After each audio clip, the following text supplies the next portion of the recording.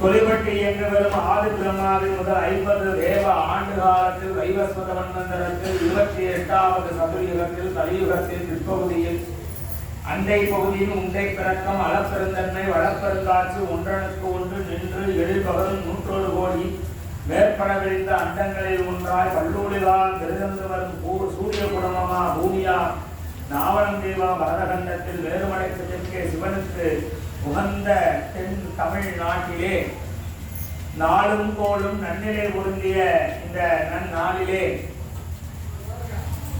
வாராயம்பிகையினுடைய நமது ஆலயத்திலே மாதாந்தோறும் சுக்லபக்ஷம் கிருஷ்ணபக்ஷம் என்று சொல்லக்கூடிய தேய்பிறை பஞ்சமி திதிகளிலும் வளர்பிறை பஞ்சமி திதிகளிலும் விசேஷமான முறையிலே அம்பிகைக்கு விசேஷமான இந்த பஞ்சமி ஹோமங்களானது அம்பிகையினுடைய திருவருளாலும் இனிதே நடந்து கொண்டிருக்கிறது.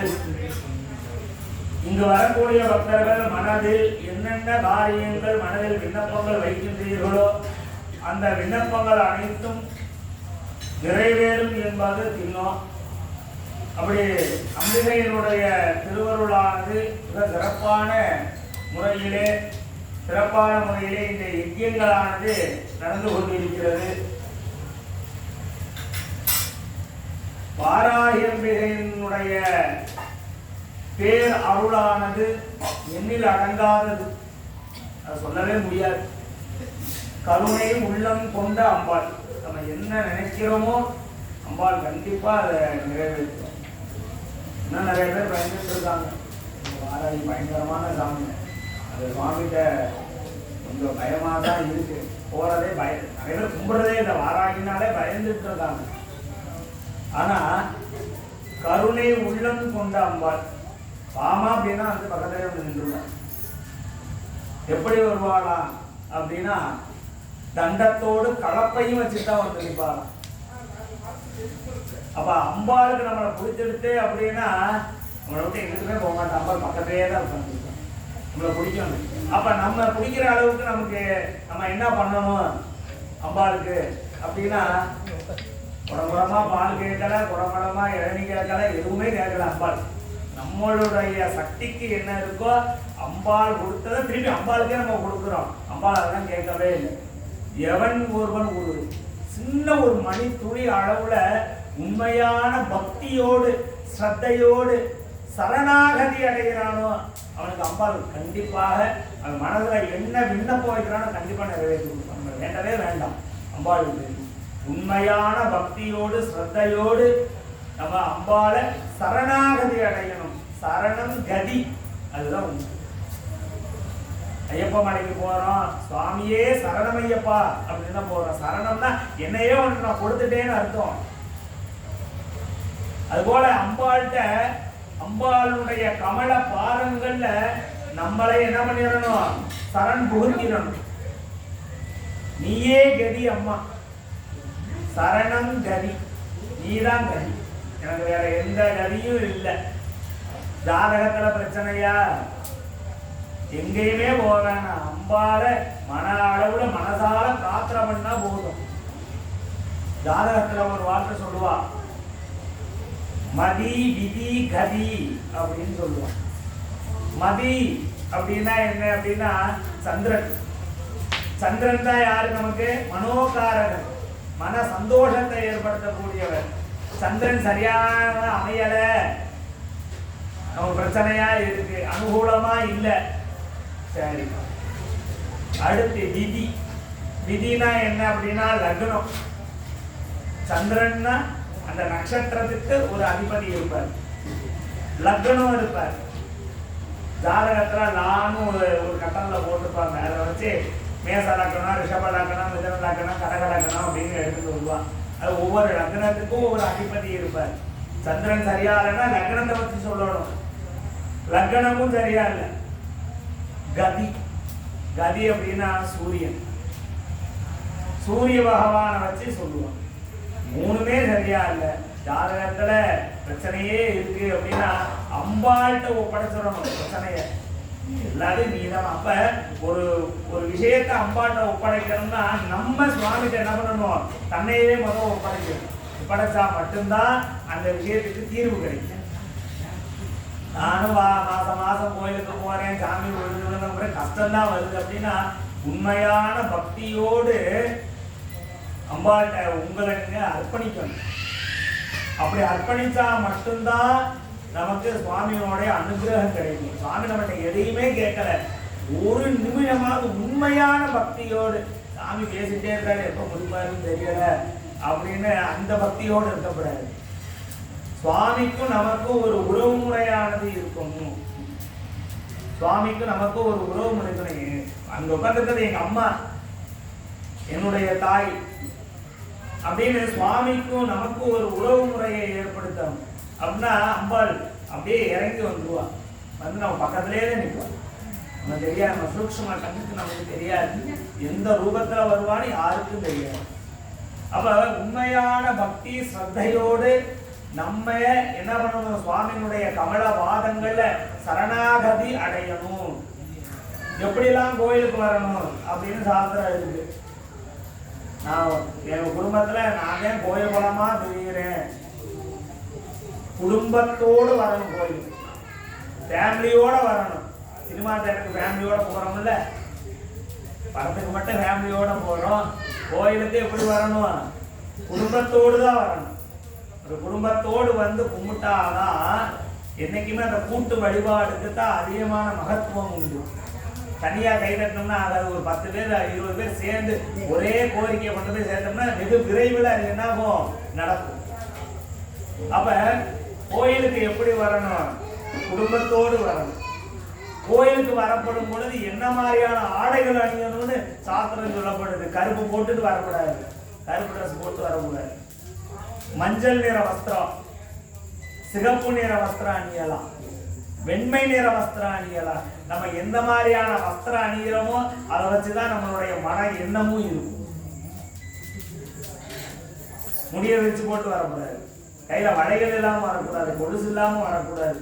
அப்ப சாமியை கும்பிட்டு எனக்கு கஷ்டம் தீரலைன்னா எல்லா தவறும் யார்கிட்ட இருக்கு, நம்மள்கிட்ட தான் இருக்கு.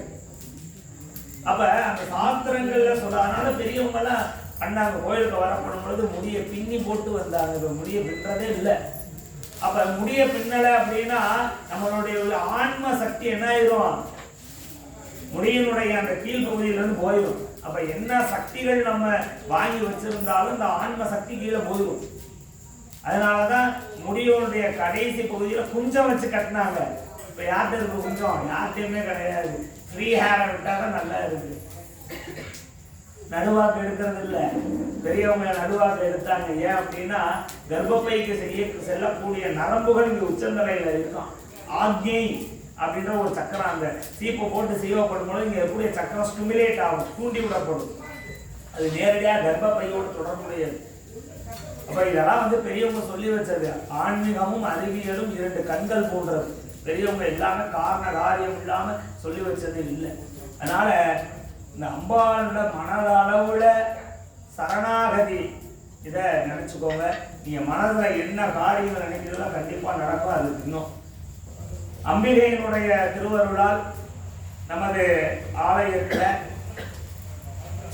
புதியதாக ஒரு ஆலயம் கட்டுவதற்கான அமைப்பை அம்பாள் ஏற்படுத்தியிருக்கா. நம்ம ஏற்படுத்தலை, அம்பாளையே நினைச்சிருக்கா. எங்க அப்படின்னா வர 16ஆம் தேதி மார்ச் 16 அந்த தேதியில ஞாயிற்றுக்கிழமையில புதியதாக ஒரு திருக்கோயில் கட்டுவதற்கான பூமி பூஜையானது அம்பிகையினுடைய திருவருளாலும் குருவருளாலும் நடக்க இருக்கிறது. அந்த அம்பாளுடைய நாமம், அம்பாளுக்கு பலவிதமான நாமம். அனாமிகாம்னு பேர், எல்லாவர்களுக்கும் பேர் உண்டு. ஆனா இந்த மோதிர விரலுக்கு பேரே கிடையாது, அனாமிகான்னு பேரு. அனாமிகானா என்ன பேருன்னு இல்லை, அம்பாளுக்கு எந்த விதமான நாமமும் எல்லா நாமும். அம்பாளுக்கு 1000 நாமம், சகஸ்ர நாமம், சகஸ்ராட்சி, 1000 கண்ணுடைய. அப்ப அம்பாளுடைய அனுகிரகம் பலவிதமான நாமங்கள் கொண்டது. அப்ப அங்கு எழுந்து அருள்பாலிக்கக்கூடிய அம்பாளுடைய நாமம் என்ன அப்படின்னா மகிஷாரூட மிருத்யுஞ்சயவாராயி அப்படின்னு பேரு. அதே மகிஷாரூடம் அப்படின்னா மகிஷன் அப்படின்னாலே எருமை வாகனம் உடையது. மகிஷன் மகிஷாசுர மத்தினி. மகிஷன் அப்படின்னு சொல்லக்கூடிய அசுரனை வதம் பண்ண அம்பாள் துர்கா. துர்கைக்கு கீழே பார்த்தோன்னா எருமை தலை மேலதான் அம்பாள் நிற்பா. மகிஷன் அப்படிப்பட்ட எருமை வாகனத்தை கொண்டு கரும் நிறத்தோடு வரக்கூடிய அம்பாள். கையில தண்டம் வச்சிருப்பா, கதை வச்சிருப்பா. யமனுக்குரிய ஆயுதம் கதை, தண்டம்.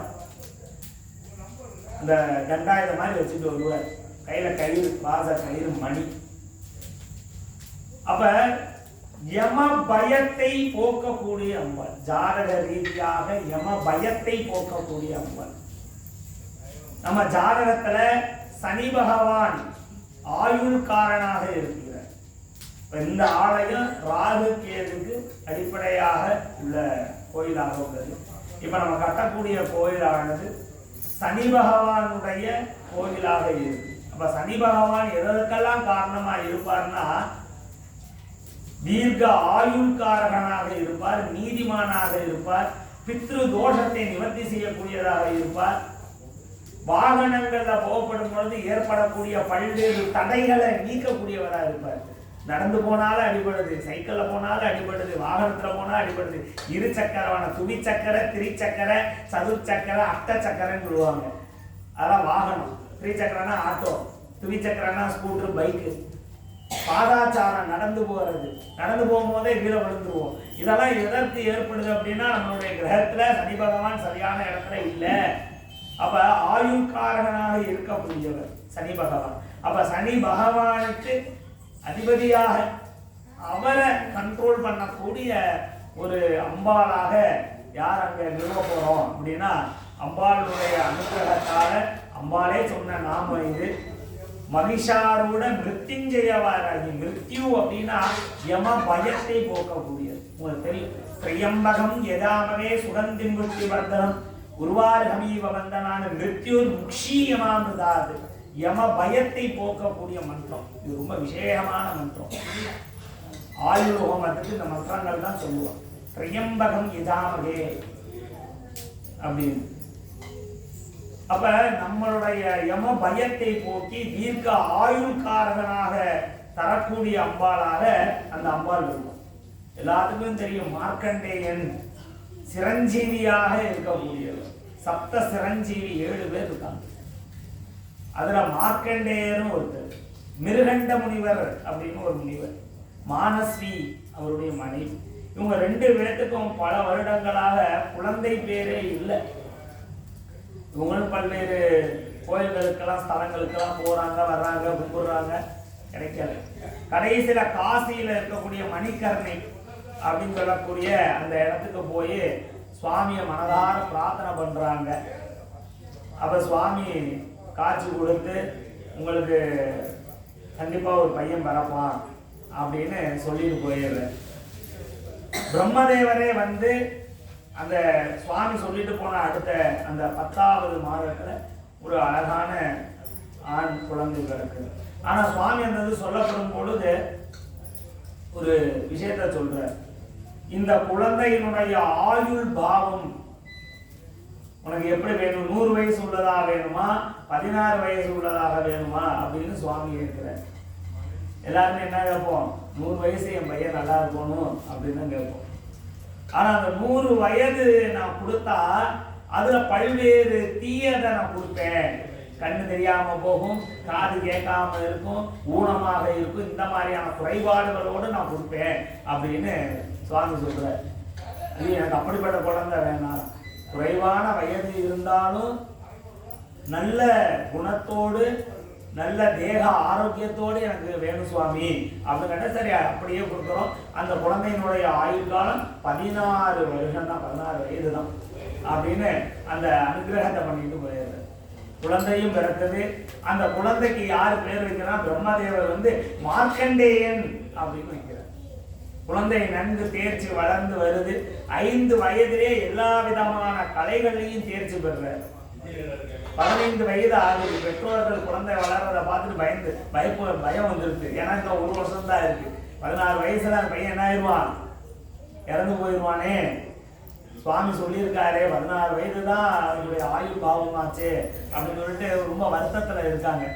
அந்த குழந்தைகிட்டையும் சொல்றாங்க, அந்த குழந்தையும் அதெல்லாம் ஒன்றும் கவலைப்படாதீங்க, வருத்தப்படாதீங்க, நான் பல்வேறு சிவ பூஜைகள் செய்கிறேன், சுவாமியவே நினைச்சு என்னையே நான் சுவாமிகிட்ட அர்ப்பணிச்சிடுறேன், சுவாமி எல்லாத்தையும் சுவாமி பார்த்துப்பார் அப்படின்னு சொல்லிட்டு அவர் எங்க போற, காசி போற.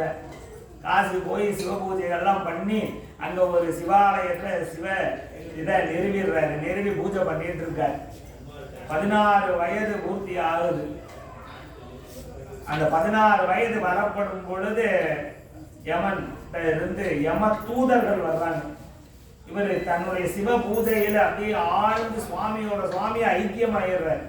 அந்த சிவாலயத்துல யம தூதர்கள் பார்த்து பயந்துட்டு இவரை நம்மளால கொண்டு போக முடியாதுன்னு சொல்லிட்டு மேல திருப்பி போய் யமன் போய் சொல்லிட்டார். யமன் தன்னுடைய அமைச்சன் ஒரு ஆளை கூப்பிடுறாரு, காலனை கூப்பிடுறாரு. காலன் வந்து பார்க்குறாரு, நமக்கு சரிபட்டு வர்றாரு, அவர் பெரிய ஞானியா இருக்காரு, பெரிய சுவாமியா இருக்காரு, சுவாமிகிட்டே தன்னையவே ஒப்படைச்சிட்டாரு, இது சரிபட்டு வராது அப்படின்னு சொல்லிட்டு அவரும் பயந்துட்டு போயிடுறாரு. இறுதியாக யமனே வர்றாரு. எதில் வர்றாரு, மகிஷாரூடம் அப்படின்னு சொல்லக்கூடிய எரும மாட்டில் வர்றாரு, கையில போட்டுட்டு. எங்க வர்றாரு, சன்னதிக்குள்ளேயே வந்துடுறாரு. நீ எவ்வளவு பெரிய ஆளாவா இருந்தாலும் இருந்துக்கோ, எனக்கு சுவாமி என்ன பண்ணியிருக்காரு, எனக்கு ஒரு பொறுப்பு கொடுத்திருக்காரு, அந்த பொறுப்பை நான் கண்டிப்பா செய்வேன்னு சொல்லிட்டு தன் கையில இருக்கக்கூடிய பாச கயிறை வீசுறாரு. வீசப்படும் பொழுது அது அவர் மேல விடாம சிவலிங்கத்து மேல போய் விழுந்துடுது. சுவாமிக்கு கோபம் வந்துடுது. எடுத்தாரு, ஒரு மிகப்பெரிய ஒரு பிரளயமான ஒரு இதை தாண்டவத்தை எடுத்து தான் இடது காலால யமனை ஓங்கி ஒரு மிதி மிதிச்சார். யமனுடைய படைகள் எல்லாம் அழிஞ்சு போயிடுச்சு. நீ என் மேல இருந்த உண்மையான பக்திக்காக உனக்கு மீண்டும் தீர்க்க ஆயுள கொடுத்து என்னைக்கும் நீ சிரஞ்சீவியாகவே இருப்ப அப்படின்னு சுவாமி அனுகிரகம் பண்ண. அதனாலதான் என்றும் மார்க்கண்டேயன்னு சொல்லுவான். 16 என்றும் 16 அவருக்கு அழிவே கிடையாது. சிரஞ்சீவி பட்டா ஆஞ்சநேயருக்கு உண்டு. அதுக்கடுத்து இவர் மொத்தம் 7 பேருக்கு உண்டு. வியாசர். அது மாதிரி இந்த மிருத்யுஞ்சய வாராகி அப்படின்னா யம பயத்தை போக்கக்கூடிய அம்பாள், வெற்றிக்கான அம்பாளாக இருப்பார். ஏதேனும் ஜாதகத்தில் இருக்கக்கூடிய ஆயுள் சம்பந்தமான பிரச்சனைகள், பித்ரு சம்பந்தமான பிரச்சனைகள் அனைத்தையுமே தீர்க்கக்கூடிய அம்பாளாக அங்க வர இருக்கா. அதனால எல்லாரும் மனதால அம்பாளை பிரார்த்தனை பண்ணிக்கிறாங்க. அந்த அம்பாள் வந்து மகிஷாரோட மிருத்யுஞ்சய வாராகி, ஜெயிக்கக்கூடிய அம்பாள், யம பயத்தை போக்கக்கூடிய அம்பாள். எவ்வளோ பெரிய தடையாக இருந்தாலும், எவ்வளோ ஜாதக ரீதியாக எவ்வளோ பெரிய இதாக இருந்தாலும் அம்பாள்கிட்ட உண்மையான பக்தியோடு சிரத்தையோடு அவனை சரணாகதி அடைஞ்சிட்டோம்னாலே எவ்வளோ பெரிய தடையாக இருந்தாலும் நீக்கிடுவார். இப்போ ஜாதகத்தில் என்ன ஆயிடுது, 16 வயதுன்னு சொல்லப்பட்டது. ஆனால் அவர் எதுமே இருந்தார், சிவபெருமான் மீது உண்மையான பக்தியோடு ஒன்றரை கலந்துட்டார். அப்போ சுவாமி அந்த இடத்துல வந்து என்ன பண்ணார், காட்சி கொடுத்து அவருக்கு சிரஞ்சீவி பட்டத்தை வாங்கி கொடுத்தார். அதுபோல நம்மளும் அம்பாட்ட உண்மையான பக்தியோடு சிரத்தையோடு நம்மளை சுவாமிகிட்ட அர்ப்பணிச்சிடும். அர்ப்பணிப்பு தான் முக்கியம். சரணாகதி, நீயே சரணம் கதி அம்மா அப்படின்னு இருந்துட்டோம்னாலே போதும். நமக்கு எல்லா விதமான தடைகளையும் மன சஞ்சலங்களையும் எல்லாத்தையும் நீக்குவார். முதல்ல நம்பணும், சுவாமிய முதல்ல நம்பணும். நம்பினா மட்டும்தான் நம்ம ஜெயிக்கணும். சாமி நம்மளை எல்லாரும் கும்பிடுறாங்க, நம்மளும் கும்பிடுவோம் அப்படின்னு 10ஓட 11 தான். அப்ப சுவாமி மேல முதல்ல என்ன வரணும், நம்பிக்கை வரணும். இந்த இடத்துக்கு போனோம்னா, இந்த அம்பாளை கும்பிட்டோம்னா நம்ம நினைச்சது நடக்கும்ன்றத நம்பிக்கைப்படணும். முதல்ல காசியில போன குளிச்சோம்னா பாவமெல்லாம் போயிருமா? அப்ப எத்தனையோ பேர் காசியில போய் பாவத்தை தொலைக்கிறதுக்கு போய் தீர்த்தத்துல போய் குளிச்சோம்னா பாவம் போயிடும். அப்ப காசியில குளித்தோம்னா பாவம் போகும் என்பது நம்பிக்கை. முதல்ல அந்த இடத்துல நம்பிக்கை வைக்கணும். சுவாமி மேல முதல் நம்பிக்கை வைக்கணும். சுவாமியும் அம்பாளும், அம்பாளே கேட்டாலாம், எல்லாருமே காசிக்கு போறாளே, கங்கையில குளிச்சா பாவம் போயிடுதே, இது எப்படி சுவாமி நான் நம்புறது அப்படின்னு. 2 பேரும் வயதான தோற்றத்தோட காசி கரைக்கு வர்றாங்க. அப்ப சுவாமி சொல்றாரு, இந்த மாதிரி நான் தண்ணியில இறங்கிடுறேன், என்னை தண்ணி அடிச்சுட்டு போகட்டும், என்னை காப்பாத்துறதுக்கு யாரெல்லாம் வர்றாங்க நீ சொல்லு, இந்த மாதிரி என்னை காப்பாற்ற சொல்லி நீ சொல்லு அப்படின்னு சுவாமி சொல்ற. அவரும் தண்ணியில விழுந்துட்டாரு. அம்பாள் கத்துறா வயதான தோட்டத்தோட, என் கணவனை தண்ணி அடிச்சுட்டு போது கங்கையில விழுந்துட்டாரு, அவர் காப்பாத்துங்க காப்பாத்துங்கன்னு.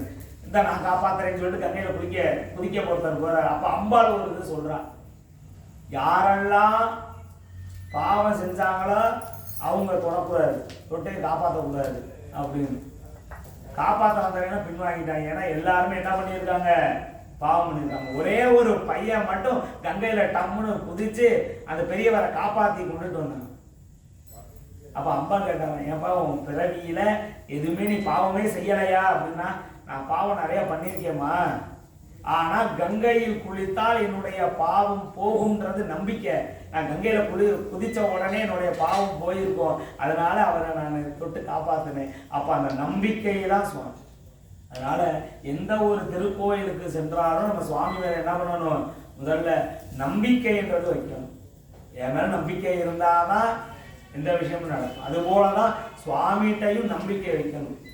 சுவாமிகிட்ட நம்பிக்கை வச்சோம்னா நம்ம என்ன நினைக்கிறோமோ, நினைச்சாலே தெரியும் பாருங்க, சொல்லவே வேண்டாம், வேண்டாவே வேண்டாம், நினைச்சாலே போதும். எதுக்கு வந்திருக்கோன்றத அம்பாள் பார்த்த மாத்திர கண்டுபிடிச்சிருப்பாங்க. உண்மையா இருக்குன்னா இருக்கு, இல்லைன்னு நினைச்சா இல்லை. இந்த இடத்துல சுவாமி இருக்கார் அப்படின்றது நம்பிக்கை. இருக்குன்னு நினைச்சா இருக்கு, நீ இல்லை நினைச்சா இல்லைதான், வெறும் கண்களுக்கு தெரியாது. அதனால உண்மையான பக்தி கொண்டு அம்பிகையை மனதால பிரார்த்தனை பண்ணிக்காங்க. நீங்க மனசுல என்ன காரியங்கள் நினைக்கிறீங்களோ எல்லா காரியம் நல்லபடியா நடக்கும். அம்பாள் மனசால பிரார்த்தனை பண்ணிக்காங்க. இப்ப அம்பாளுக்கு மகா பூர்ணாகுதி நடக்கும். வாத்தியம்